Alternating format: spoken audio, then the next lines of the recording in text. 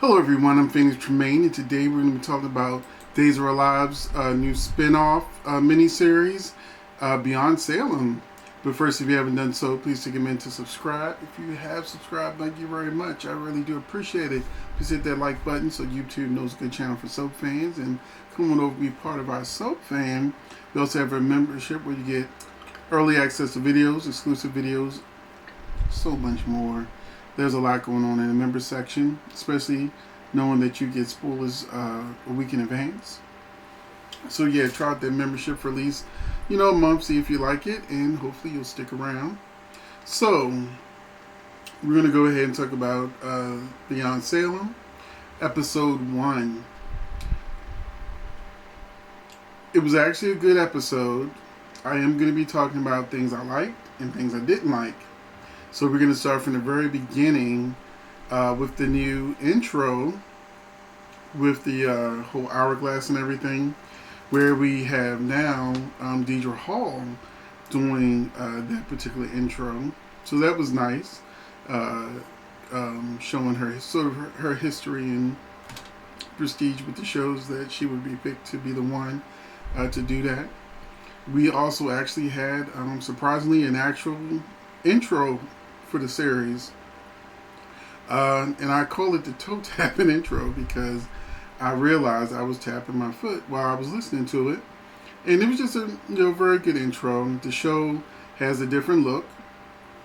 It's close to the look that we're used to with soap operas, but it's sort of like, I guess I would say maybe one step up, because you watch other TV shows and movies and you know that it has more of a film-like quality to it, but because soap operas are constantly filming,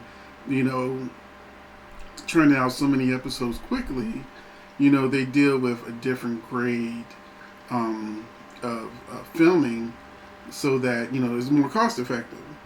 But you sort of get that more realistic, like, I don't want to say home movies, but the soap opera look I'm talking about. So yeah, they did upgrade it just a little. So I like the new look. And it begins with, and this is full spoilers because this is a review, with what turns out to be Princess Gina stealing the gems. And I'll tell you at the end why I had a problem with that. But they had 5 scenes that they were going back and forth between. Shane, Marlena, and John talked about John going on this mission where one agent has already been bumped off, and so this is a dangerous mission. He's got to go to this auction where they don't expect too much fireworks to happen, and they want Marlena to go too, posing as his wife with expensive taste, and they're going to this auction to buy the sapphire necklace. And so that was pretty much the exposition of trying to let you know what's going on overall. Then we had Ben, Ciara, and Billy in New Orleans, where Ben and Ciara on their honeymoon, and she walks by this shop that has the amethyst in the window, which her grandpa told her about. It gives spiritual protection, and she wants this pendant. Ben's like, I'll get it for you. And she's like, oh no, it's going to cost, too much. And every time Ciara talks about something costing too much money, I guess the writers forget that she has this big old trust fund. That even if Ben couldn't afford it, because he hasn't worked in how long? Ben ain't been to that garage in how long? How much money has he had saved up? That he can do everything he's doing. That's soap magic. Technically, Ben should be broke with no money at all, and Ciara's an heiress. She got money coming from 2 different families. so Ciara can clearly afford the pendant, but she's gonna let Ben pay for it. But the store's closed. And that's when the owner shows up to open and says that, Princess Gina is already going to buy this. And so they're like, oh, we know Princess Gina. So that. But when Princess Gina arrives, it's Billy Reed, Lisa Rinna's character, who's undercover to get the gem because she's part of the ISA, just like John.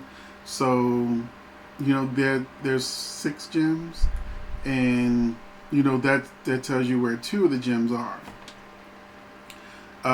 And I don't know how this happened, but Billy leaves to go buy the gem, and then she comes back asking Ben and Ciara, "Did you see anybody leave?" And they're like, "Yeah, there was a couple with a bag." And she's like, "They just brought the gem. We gotta find them." And 2 things was wrong with that. One, when did Ben and Ciara have time to see somebody leave? And since there wasn't really that much time between Billy going to the shop, when did this happen? When did these people show up and get the gem and leave? And how could Billy not have seen them leaving as she was going in? So that didn't make sense to me. But also, well, I'll talk about that at the end. Because there's some things I had an issue with. Lonnie, Eli, Paulina, Abe are in Miami. And Paulina's just name dropping. Her neighbors was Rosie O'Donnell. She's friends with Gloria Estefan, Michelle Obama. And she's just living it up. And this is like her house in Miami, or her mansion in Miami. And I was very happy that there were no 227 references, and that her place didn't look like from the 80s on 227. Like they've done on the main show of Days of Our Lives. Because Paulina's a multimillionaire.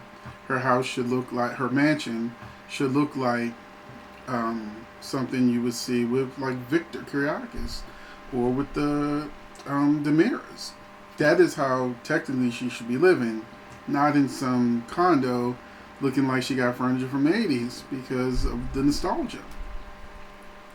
So it was some weird moments. Lonnie, Eli was kissing on the couch, and Pauline was like, "Oh yeah, keep on going, do you, whatever." And I'm like, one, that's your daughter, whether she knows it or not. And what you gonna do, Pete? Watch? What's going on? That seemed like awkward or whatever because Lonnie's legs was up in the air when she walked in, and her legs were over Eli's legs, so it wasn't up in the air like this. It was more like, oh. But still, they looked like they needed a room. And so they decided to have lunch, and Paulina pulls out, this diamond. It's a orange diamond ring. And a little gaudy, but of course there's another one of the peacock gems. And I'll save it for the end with the things I had a problem with. Then we're going to move on to Sonny, Will, Chad, and Leo in Phoenix, Arizona. I think this was by far the best of all of the sequences because they just jumped right into it. Like, Sonny will open the door, there's Chad, and then before you know it like that, it's like, oh, we're not living happy ever after, we're having relationship problems. I think his name's Zach Tinker, who's the new Sonny. Instantly charismatic, believable as Sonny. They just made one quick mention of, oh, you look different, I haven't seen you in a while. And he's like, oh, it must be the haircut. And then it kept going. And I like that Will and Sonny had that tension that I would expect them to have with the original Sonny. Because no matter how much people love Will and Sonny, they're rarely happy for long periods of time. Something's always, just a soap opera, something's always going to happen and get them in their feelings about something. And so nothing's changed. Where they're in Salem, Arizona, they got issues. And I really like the acting in that one. So we have lastly Tony, Anna, Carrie, and Austin in Zurich, Switzerland, where there's the sapphire necklace that Austin wants to buy for Carrie, but it's a big auction, and he doesn't want Carrie to find out he was at the auction. So he asks if Tona and Anna can go to the auction for him and buy this sapphire necklace, which they agree to because Carrie and Austin have been having marital problems, and he thinks that even though she's not materialistic, that if he buys her this necklace, then that would show her how much that he loves her, and that, you know, even though he can't sort of forgive her affair she had with Rafe while they were separated, but he's still in his feelings about it, and this necklace should help her know that he's really trying to get over it. So they agree, but when they arrive at the auction, who's there? It's Marlena and John. So it's going to be Marlena and John and Anna and Tony bidding for this sapphire necklace as the storylines begin to connect. Because as Sonny, Eli, Paulina, and Abe are at a restaurant, two guys with guns show up and demand Paulina's ring. And Sonny and Chad track down Will, and because he thinks he's having an affair, and when he goes to the the apartment where Will's at, Leo Stark opens the door, you know, shocking them. But that was pretty much the show. I enjoyed it. It kept my interest. I think the actors did a great job. I think that anyone watching this first episode will want to see what happens next, and that it's only 5 episodes in. You know, I think they started off really well. So I highly recommend you watch Salem, Beyond Salem. And now I want to talk about some of the things I didn't like. The history. I think that was just more distracting. I think they wanted to throw in this exposition of history, and they just kind of just randomly just say, oh, by the way, this happened. And when you hear it, it sounds crazy. If you've watched the soap, you understand, and you watch usually over a course of a year, all these things happen, and it makes more sense to you. But if I'm a soap watcher who hasn't watched in a while, or I want to tune in to see what the hoopla is about, I would be thrown off by all of these random things that happen just being thrown at me, and like, what show is this? It probably would make it harder for a new person to want to. So like, I'm gonna use comic books. When you have a long history of comic books, a lot of times publishers, DC, Marvel, will reboot and go back to a #1 issue because so much history builds up that it's intimidating for a new person to come in and have to try to learn all this history. You know, you want an intro, a starting point where people can just sort of come in and sort of ease them into the history. But no, they just kind of threw you right in with the history. So if you watched it, then it's not a big deal. But the producer in me, because I produce stuff too, the producer in me is like, probably should have done that. The other thing is like things like Princess Gina being the one that stole the gems. Because the Alamains are involved in this, I would have rather them had said Vivian did it, not Princess Gina, because the elephant in the room, no matter what you watch, whether it's Beyond Salem or Days of Our Lives, is that Christian Alfonso quit because she felt disrespected because they wanted her to take 5 months off, and that's 5 months off without pay instead of having somebody else take 5 months off because she's a veteran. And she felt like, you know, hey, I've been here for how many years, and you're trying to dock me instead of one of these other people. So I see where she's coming from, and she has said, unless something's changed, she has said she's not coming back to Days of Our Lives for no reason, under no circumstances. And so there are a lot of instances. They did use Christian Alfonso's image when they were showing the file with Princess Gina. And I would love it if it was a surprise and they actually got Christian to come back to the show. And they surprise you that, oh, you knew all these people were going to be on the show, but hey, you didn't know Hope was going to be on here too. So it's usually elephant in the room because, Hope wasn't there for Ciara's wedding. Hope's not there for major events that are going on. You got this new storyline coming up with Doug potentially having Alzheimer's or something, or dementia. She's not around for that.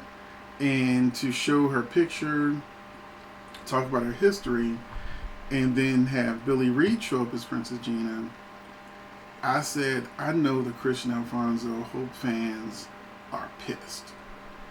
Not that it was going to be Christian when they turned her around, but, and even Ciara said this would explain her absence, where she's been all this time. But no. So I really thought that sort of rubbing it in the face that, Hope isn't around is going to piss a lot of people off. And I'm fine with the connections of everybody suddenly having a gem or something to do with a gem, like even the Leo Stark story with Will. I'm sure that that's going to deal with another gem. Leo probably knows where a gem is or have a gem, and that's going to come into play. So, because he's one of the villains that they show in the promo. And is, even though it's one of those contrived situations where suddenly everyone has a gem, what I don't understand is Paulina has been in Salem for a while. She hasn't taken the ring out of her safe for probably years. The first time, because she said she'd been saving, putting it on for a special occasion. So the very first time she puts this ring on, somebody comes to steal it. Suddenly. And I have a problem with that. Because if they broke into her house to steal a gem, like, let's say she showed them she has the sapphire, was the orange diamond ring, and then they go, well, that's a lot to be taken out. She, what, you're right, and she put it back in the safe. And then while they were out eating, somebody breaks into her home, finds her safe, and then steals it from the safe. And then maybe they come back, and then the safe's open, and the gem is gone. And they may even leave the money in there, just to show you that they really only wanted the gem. I could have gone for that. But suddenly out the blue, two men with guns who are after this gem that you haven't worn because you're waiting for a special occasion. The big question becomes, how do they know you even have it? I don't know if it's going to get explained or what. But that is sort of like the good and bad for me. The good is nice plot, nice characters that they picked to be a part of the plot. But the history that they were throwing at audience, they could throw them off. Using Princess Gina in this situation where these men suddenly know where to get the ring from Paulina.